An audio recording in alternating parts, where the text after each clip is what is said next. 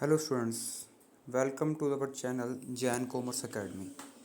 Jain commerce academy में आपका हार्दिक स्वागत है। मैं देश बुरा आज आपके सामने अकाउंटिंग कंसेप्ट एंड कन्वेंशंस के बारे में डिस्कस करेंगे। यहाँ पर हम डिस्कस करेंगे एकदम इजी और सिंप्लीफाइड वे में। चलिए स्टार्ट करते हैं आज की क्लास को। सबसे पहले हम बात करते हैं आज की क्लास स्टार्ट करने से पहले मैं बता दूं कि जैन कॉमर्स एकेडमी के अंदर आप यहाँ 11th 12th BCom RBSC CBSE accountancy business study economics इन सब सब्जेक्ट्स की वीडियो इन क्लासेस के लिए इन बोर्ड्स के लिए आप ले सकते हैं। फिर हम बात करते हैं आज के हमारे टॉपिक पे अकाउंटिंग कंसेप्ट एंड कन्वेंशंस। चलिए स्टार्ट करते हैं। सबसे पहले हम डिस्कस करेंगे अकाउंटिंग कन्वेंशन कंसेप्ट्स। सबसे पहले आपको दे रखा है गोइंग कंसर्न कंसेप्ट।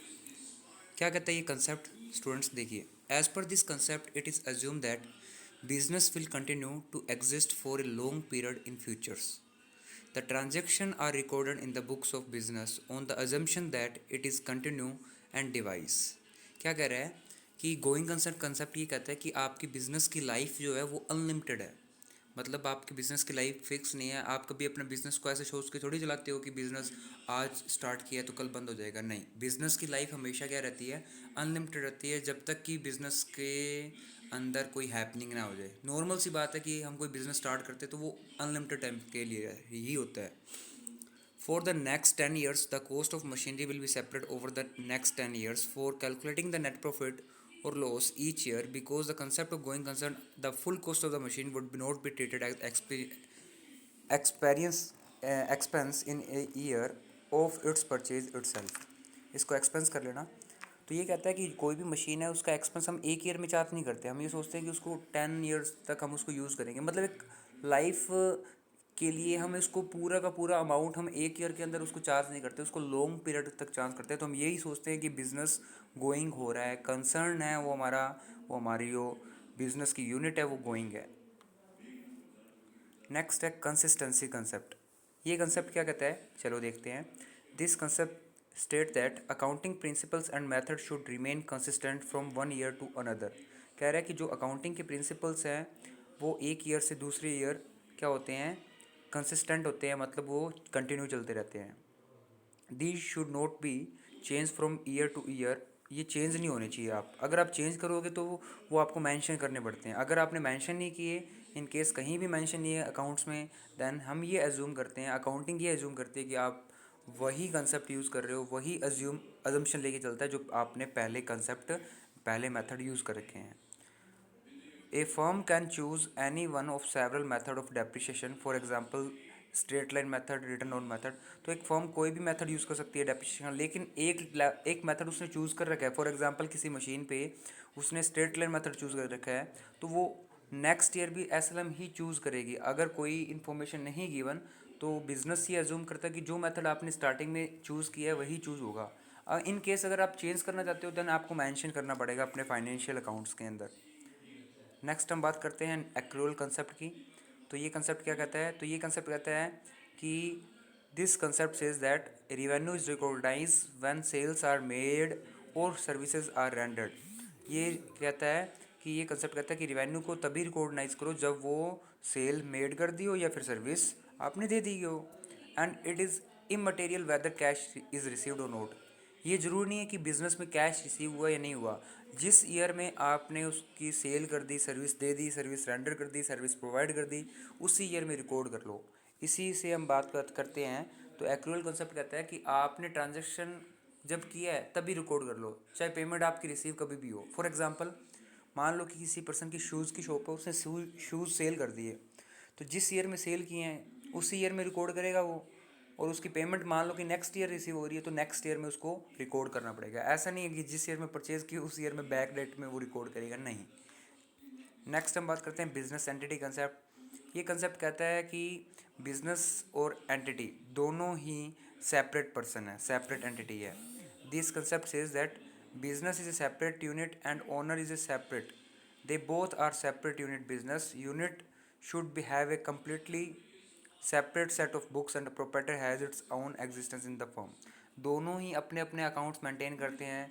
देखो कोई भी पर्सन है अगर बिजनेस में कैपिटल लगाता है तो उसका भी एक अकाउंट ओपन हो जाता है, कैपिटल अकाउंट उस पार्टनर का, उस बंदे का, उस पर्सन का। अगर ओनर है तो ओनर का अकाउंट, ओनर की कैपिटल क्रिएट हो जाती है, वो फर्म अपने लाइबिलिटी साइड में शो करता है। तो कहने का मतलब बिजनेस अलग एंटिटी है और बिजनेस का ओनर अलग एंटिटी है। नेक्स्ट हम बात करते हैं money measurement concept. This concept is that only those transaction are recorded in the accounting which are capable of being term in the term of money. जिसको हम मनी में मेजर कर सकते हैं उसी की हम अकाउंटिंग कर सकते हैं। जिसको हम मनी में मेजर नहीं कर सकते उसको हम अकाउंट्स में रिकॉर्ड नहीं कर सकते। नेक्स्ट आता है अकाउंटिंग पीरियड कंसेप्ट। ये कंसेप्ट कहता है कि अकाउंटिंग पीरियड जो है बेसिकली वो 1 अप्रैल टू 31 मार्च होता है। देखिए ईयर दो टाइप के होते हैं, एक होता है फाइनेंशियल ईयर और एक होता है कैलेंडर ईयर। अकाउंटिंग पीरियड को फाइनेंशियल ईयर भी बोल सकते हैं और एक कैलेंडर ईयर होता है जो इसको इंग्लिश कैलेंडर ईयर भी बोलते हैं। This concept is says that business is an intended to continue for a long period. Accounting according to amended income tax law, business has compulsory to adopt financial year beginning on 1st April and ending on 31st March in the next calendar year. ये कह रहा है कि आप जो भी transaction record करो वो एक पीरियड के रिकॉर्ड करो, 12 मंथ के रिकॉर्ड करो, whether you are using calendar year और फाइनेंशियल ईयर। तो बेसिकली आप कोई भी अकाउंटिंग मेंटेन कर लो, कोई दिक्कत नहीं है, लेकिन एक 12 मंथ का पीरियड होना चाहिए जिसके अंदर आप उसके ट्रांजेक्शन रिकॉर्ड करो। देखो इनकम टैक्स पर्पज से अब अगर आप 1 अप्रैल टू 31 मार्च पे कर रहे हो देन आपको अपने बुक्स भी इसी अकॉर्डिंग मेंटेन करने में। अगर इन केस अगर आप कैलेंडर ईयर मेंटेन कर रहे हो देन आपके अपने बुक्स के अकाउंट चेंज करने पड़ते हैं। कोस्ट कॉन्सेप्ट, ये कॉन्सेप्ट क्या कहता है? This concept says that assessed is ordinarily recorded in the books of account at price at which it was purchased or acquired. It is known as historical concept. क्या कह रहा है कि assessed को उसी वैल्यू पर रिकॉर्ड करो जिस वैल्यू में वो परचेज की जा रही है। इसको हम हिस्टोरिकल कॉस्ट मेथड भी बोल सकते हैं। फॉर एग्जांपल कि मान लो कि आपने 2010 में कोई असेट परचेज की थी, तो उसी असेट की वैल्यू पर अगर आप आज भी वो बुक्स में उसी वैल्यू पर है तो ऐसे कंसेप्ट को हम बोलेंगे कॉस्ट कंसेप्ट। कि आप कॉस्ट बेसिस पे अपने असेट्स को शो कर रहे हो, you are showing your asset at historical cost basis. Next हम बात करते हैं ड्यूल कंसेप्ट की। ड्यूल कंसेप्ट क्या कहता है? This concept is that every business transaction is recorded as having a dual aspect. Every account is debited, every transaction effect at least two account. देखो हर कोई भी अकाउंटिंग ट्रांजेक्शन है वो दो एस्पेक्ट को क्या करेगा? इफेक्ट करेगा। नंबर 1 को अकाउंट डेबिट हो रहा है, कोई ना कोई अकाउंट क्रेडिट भी होगा। Transaction based on the principle is called double entry system. जो आपके एंट्रीज है, जो आपके अकाउंट्स है, अगर वो दोनों ट्रांजेक्शन को इफेक्ट करते हैं, डेबिट को भी क्रेडिट को भी, देन ऐसे कंसेप्ट को हम बोलेंगे ड्यूल एस्पेक्ट कंसेप्ट। अगर हम बात करें ड्यूल एस्पेक्ट कंसेप्ट की तो हमारी एक इक्वेशन ये फॉलो होगी, assets is equal to liabilities plus capital. ये फॉर्मूला बहुत यूज़ आएगा स्पेशली अगर आप 11th के स्टूडेंट हो, स्पेशली आप सीपीटी फाउंडेशन के स्टूडेंट हो, सीए फाउंडेशन के, या फिर यूपीएससी ईपीएफओ के एग्ज़ाम की बात करें, कोई भी अकाउंटिंग इक्वेशन की बात करें, जूनियर अकाउंटेंट के एग्ज़ाम की बात करें, मोस्ट ऑफ द अकाउंटिंग और कॉमर्स के एग्ज़ाम में ये इक्वेशन पूछी जाती है।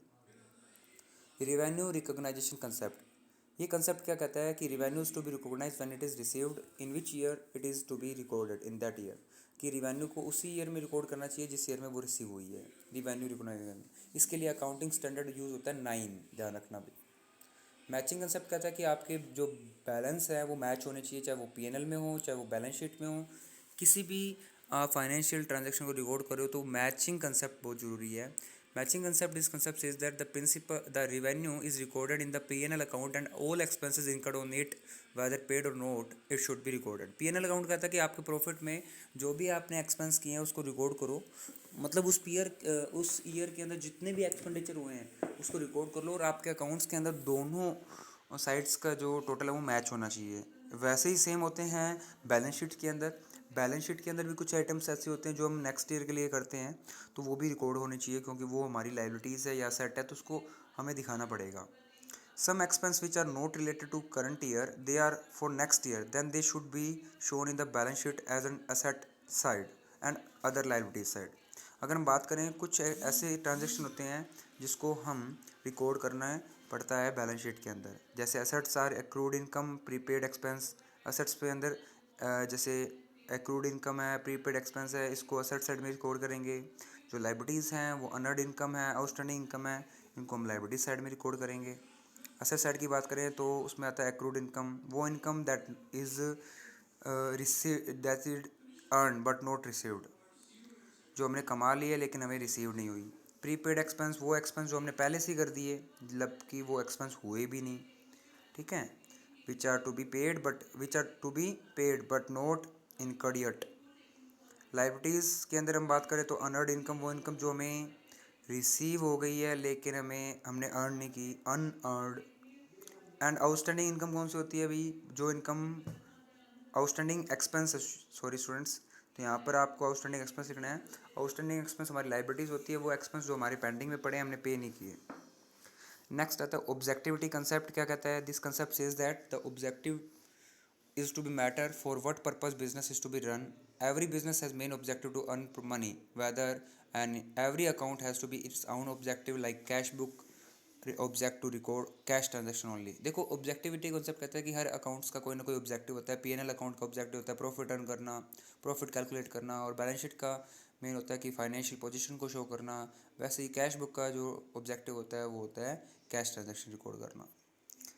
अब हम बात करते हैं अकाउंटिंग कन्वेंशंस की। चलिए, फर्स्ट आता है हमारे पास full disclosure.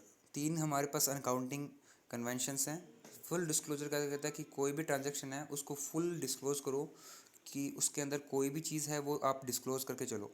This convention required that all significant information related to the economic affair should be fully recorded. For example contingent liabilities है, आपकी कोई लाइबिलिटीज़ आ रही है तो आप उसको रिकॉर्ड करो, उसको नोट दिखाओ, फुट नोट में उसको शो कर दो। मटेरियलिटी कंसेप्ट क्या कहता है?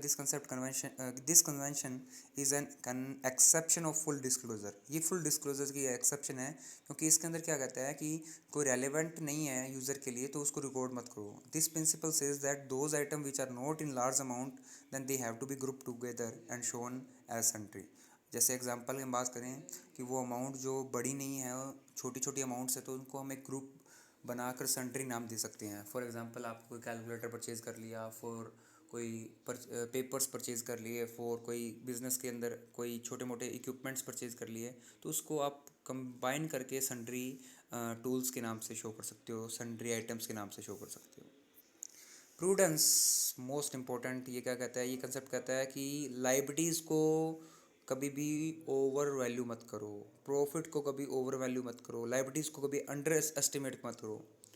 वापस सुना भाई, this concept says that all the losses should be recorded in the books of accounts but all anticipated gains should not be recorded. वो कहता है कि जितने भी लॉसेज हैं वो सारे के सारे रिकॉर्ड करो, लेकिन गेन्स को रिकॉर्ड मत करो।